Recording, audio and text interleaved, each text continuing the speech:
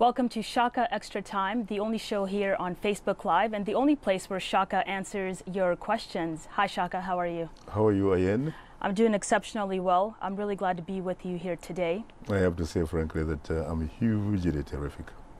Well, let's get into the news. This past week, we saw the victory of President Emmanuel Macron's parliamentary election. It's been called a revolution in some quarters. What do you think about that? Very interesting. Of course, you know as well as I do that people tend to associate revolutions either with generals, with AK-47s, or with rebels, but not through the ballot box. It so happens that he got a huge landslide. We're talking about the last time we saw something like this is back in 1968, when General Charles de Gaulle won about 80% of the 577-seat National Assembly. This was also historic for women. There are reports that 223 out of the 577 members won seats. Those 223 were women, compared to 155 women in the last parliament. Interesting, and also a lot of young people. It seems to me, frankly, that if there is anything that clearly underscores the fact that there are two important things that are going to drive the world as we know it today, that is one, the changing demographics, the young people, and guess what? The social media. Those two combinations, you can't go wrong. How will social media impact what's going on in France right now? Well, in the sense that people, for once, have pretty much almost any sort of information, frankly, they need. You have sort of unfettered access to information than at any time that you can think about in history. Because about more than 150 years ago, again, we're talking about the Gutenberg factor. We're talking about the printing press. And in fact, during those days, there were only a few people, frankly, who were literate enough to even access the written word.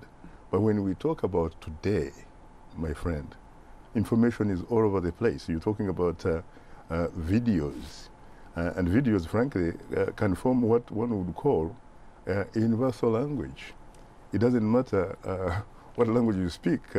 If you see somebody opening a door, you know exactly what is happening. Very interesting. This past week, we had a very lively discussion on Straight Talk Africa about women's empowerment and gender equality. It was very interesting to watch. Along the lines of that, we have a comment from Lauren Unibo from Nigeria. He believes that it is imperative that women subject themselves under their husbands, but men should not use that adjective to intimidate women. What are your thoughts on that statement? Very interesting statement from Lauren. Obviously, I think it's kind of like a reflection of what you would call traditional conservative African society, really. It seems to me that he pretty much reflects that point of view. But one forgets that when we talk about marriage, for example, you are clearly talking about two individuals coming together as equals. And the key here, frankly, is about respect, and is about trust, is about integrity, and is about being there for one another, holding each other's back, really, so that at the end of the day, you are a family. When you talk about a man being the head of the home or the family, well, I don't see any problem with that, because in fact we don't have any problems when we have a football team and you have a captain. But it so happens that that is a captain, it's a role of a captain, but at the end of the day, that captain is just one of the other 10 players.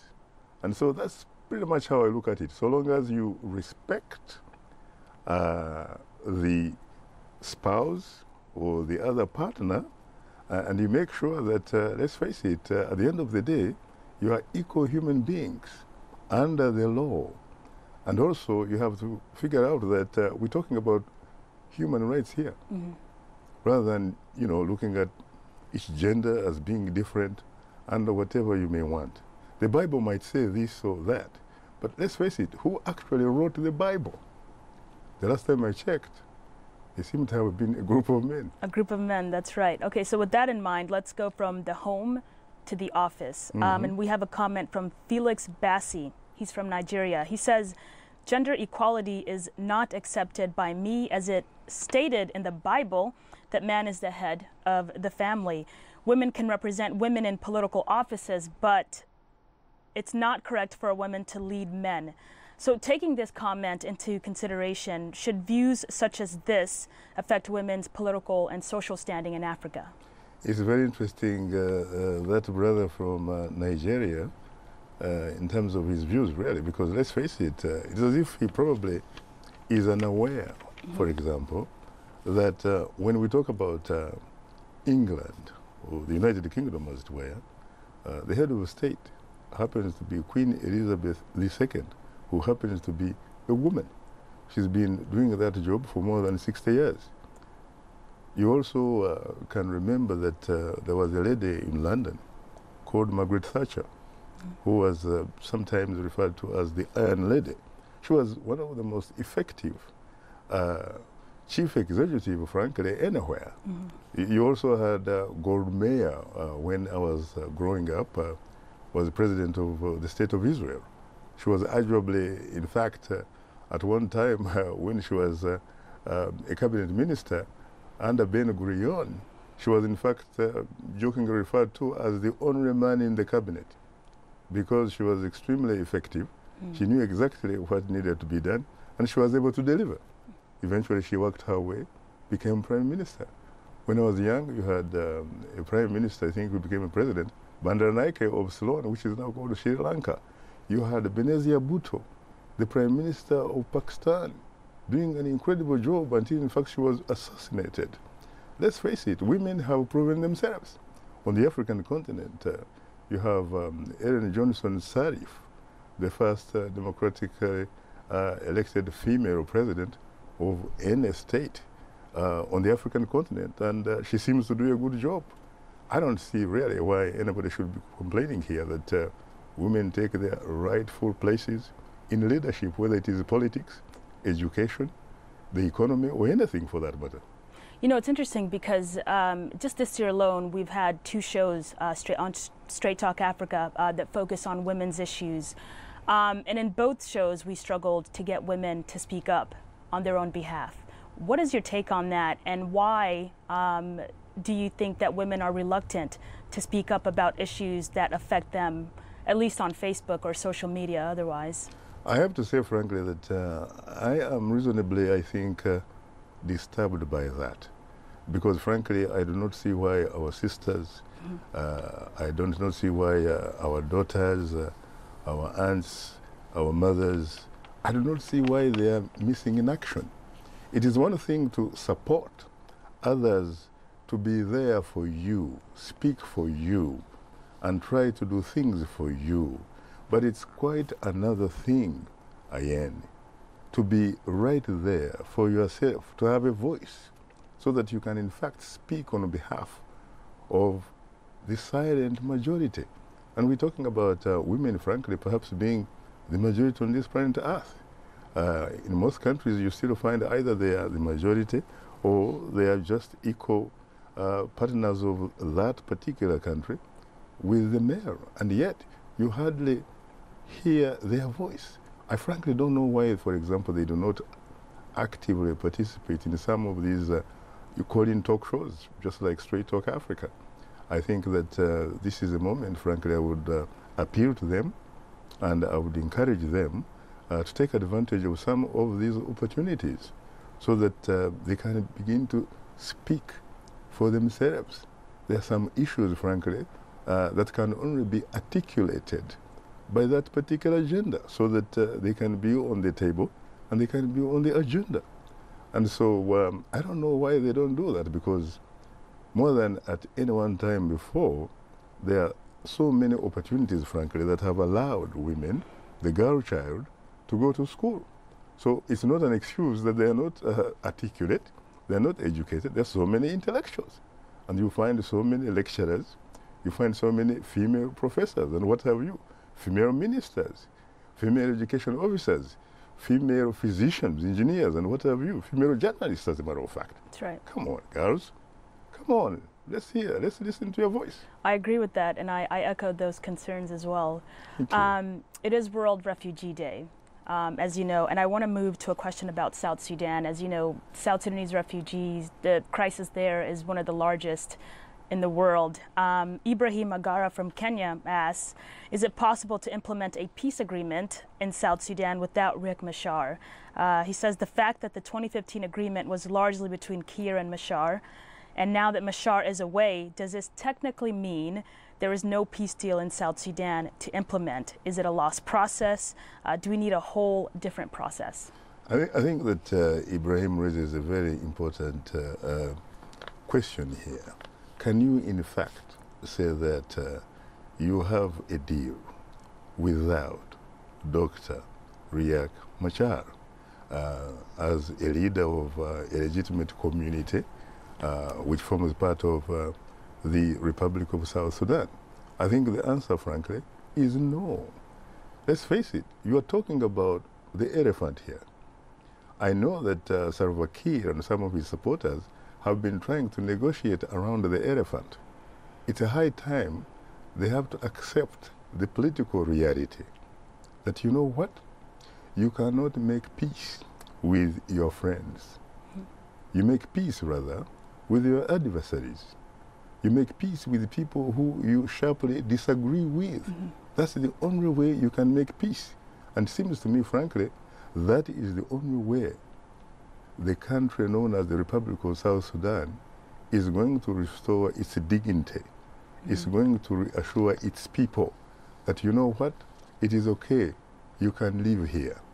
As we talk, for example, you had a sort of internal settlement, which obviously was initiated by President Salva Kiir Mayardit, by, for example, making the first vice president a General Taban Dengai, by, for example, offering the important Ministry of Petroleum to a one Ezekiel Gatkuath. That's right. Let's face it, we've had enough time to know, to gauge, to assess that these people bring, frankly, nothing on the table.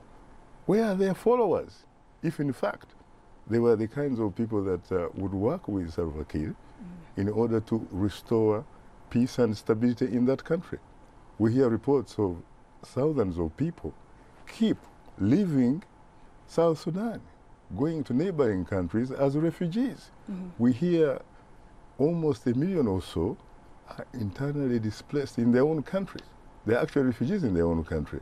So let's face it, it's a very high time, frankly, that Salva Kiir and his supporters see the light, engage Riek Machar, and I think the international pressure, frankly, should bring about pressure to bear, and I'm talking about enormous pressure to bear, on the authorities in Juba, on the authorities of IGAD, on the authorities of the African Union, on the authorities of the United Nations, to make sure that Riek Machar and Salva Kiir go back to the table and figure out how to live with one another. You don't have to love one another. This is not a love affair.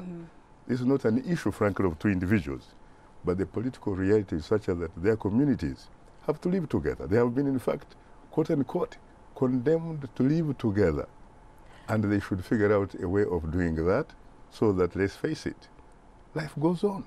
But, you know, some have argued that the problem is that we've seen this as a Riek Machar Salva Kiir issue, and that the problem of South Sudan is much bigger than these two men. That's true.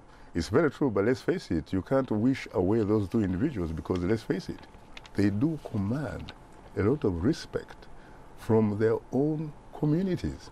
And their two communities are the two largest that form the Republic of South Sudan. So you can't simply wish it away. Very interesting. Well, let's go to Deng Cirillo from Ghana. He wants to know why African nations model themselves after Western democracies, even though this has failed to materialize in some countries. He adds, why don't African countries come up with the kind of democracy that suits their political future? It's very interesting that the brother from Ghana refers to that mode of government as quote-unquote Western democracy.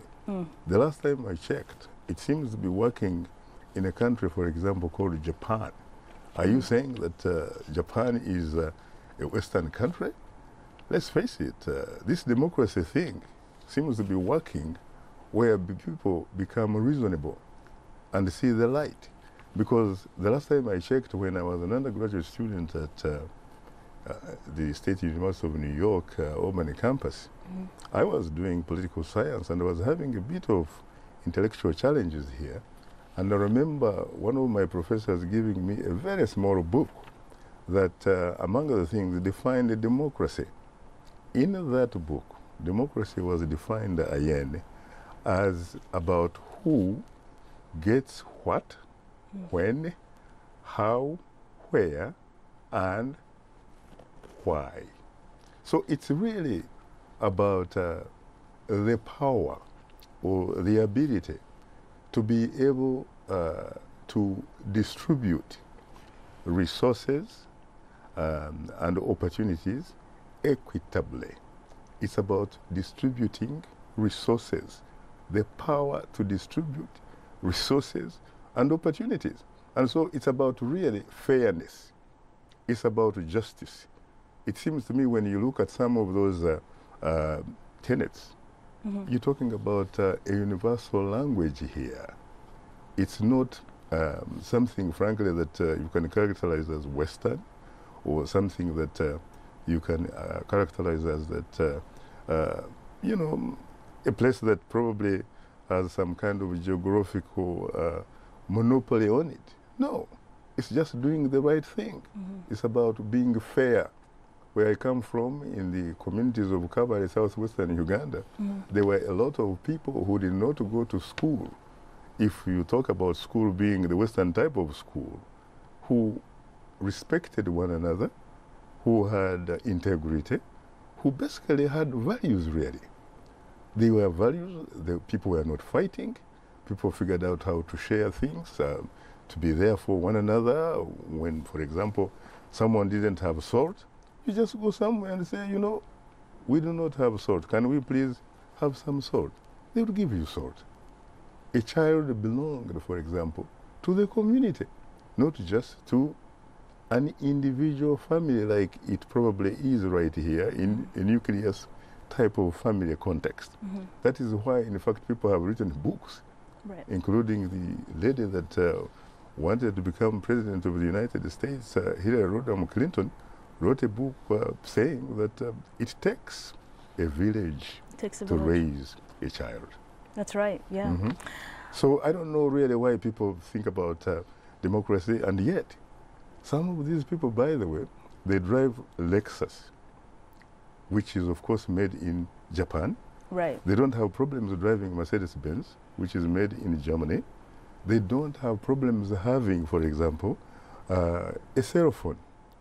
A cell phone which has some parts probably containing coltan which may come from Eastern Democratic Republic of Congo, but yet the final product, like an iPhone by Apple, what have you, it is Western. And I don't hear people complaining about it. I don't hear people complaining about very good shoes which come from Spain, shoes that come from Italy, or suits or skirts or whatever. But when it comes to something that is very fundamental, as getting your politics correct, they have a problem with something for them that appears as an import from the West. You don't have to worry about reinventing the democratic wheel. The wheel is already there. Figure out a way how to tweak it in your context. But the bottom line is, are you fair? Are you just?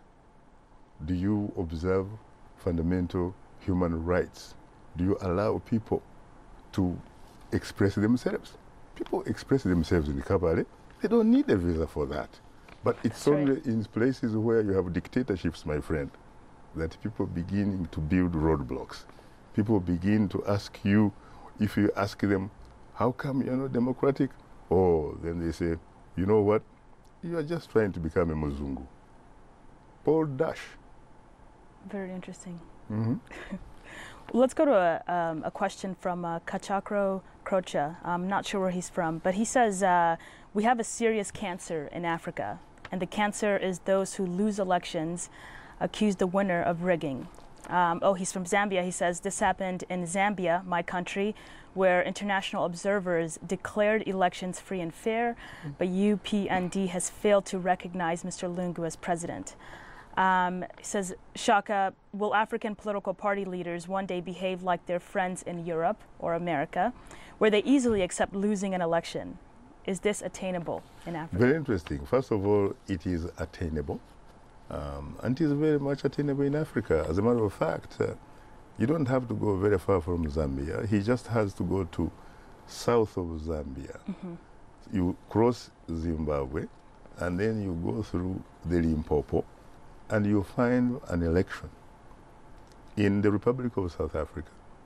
Every 5 years, they go for an election. It is free, fair, transparent, and credible. It is South Africa. It only got what you would call genuine political independence, really, in 1994. When you go to the islands of Mauritius, they have been doing that for a very long time. Zambia itself, as a matter of fact, until Edgar Lungu, the incumbent president of the Republic of Zambia, used to do it. Zambia used to be known, frankly, as one of those few places on the continent, which were regarded as the beacons of hope for African democracy. And they did. Back in 1991, I remember the founding president, Dr. David Kenneth Kaunda. He was at the political helm of Zambia for 27 years, But in 1991, he lost an election to a trade union leader by the name Frederick Chiruba. He considered defeat. He had the guts to consider defeat. He accepted, in fact, that even though he was the president, he had lost an election. And he considered defeat with grace. He still lives, by the way, in Zambia. You have another man, a gentleman by the name Rupia Banda. Rupia Banda also lost an election as an incumbent president, if I remember correctly, in 2011 to a man called Michael Sata, who in fact was the president of Zambia and the chairman of the Patriotic Front, which of course is the ruling party in Zambia and now led by Edgar Lungu. Rupia Banda, considered defeat with grace to Mr. Sata. Life continued, and the man lives in Zambia. I don't know why Edgar Lungu cannot borrow a leaf from those two gentlemen, really, because they seem to me as the sort of legitimate political, democratic pillars, treasures of the Republic of Zambia. But this man, he apparently admires other people. He admires, from what I saw, the Ugandan President Yoweri Museveni, who obviously is very democratically challenged in his own country. A man who, in turn, by the way, has also said he admires a President Theodore Obiang Basongo of Equatorial Guinea, the longest serving president or leader or dictator in the world. He came to power in 1979 when he killed or assassinated his uncle. He still is in power. Every 7 years they have an election. He gets like 97 or 98%. You know what?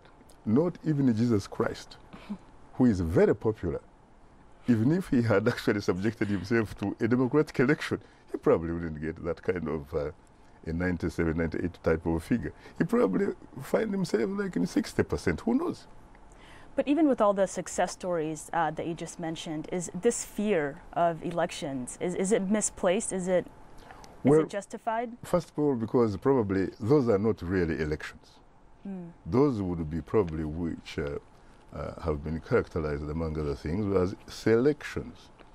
You have, for example, a situation where you have in every country, at least on paper, you do have 3 branches of government.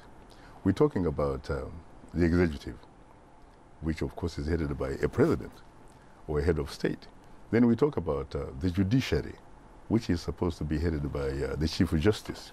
We're talking about the legislature, which is supposed to be also led by a speaker, for example, or a president of the National Assembly. And these three branches are supposed to be equal in terms of relevance. They're supposed to sort of check each other because there is supposed to be a sort of inbuilt checks and balances, really. And then you have the fourth estate, unofficially the fourth estate, which is called the media, which is therefore in a position to make all these other three branches account for their actions. And then you have civil society, those types of things. And then you have, of course, for example, the Electoral Commission. This Electoral Commission should be an independent body. But in a lot of cases, frankly, where there is a problem with or the democratic or democracy deficit, you definitely have the chief executive monopolizing almost everything to such a degree that the other two branches of government, for example, the judiciary and the legislature, essentially subordinate. They play a subordinate role to the chief executive. And this is where there is a problem. You have a president who is very, very strong. The institutions are very weak. The president appoints, for example, members of an electoral commission. He appoints members who are in charge of the police, the intelligence, the military, the institutions of violence, as it were. And so it comes to a point where this person who is in charge and his colleagues, when they actually call an election, it is an election whereby they monopolize everything, almost including, in fact, oxygen, in order for people who come from the opposition to actually participate in a process like that. They participate in a manner where they are marginalized. That's such an extent that there are two people, imagine two people boxing each other.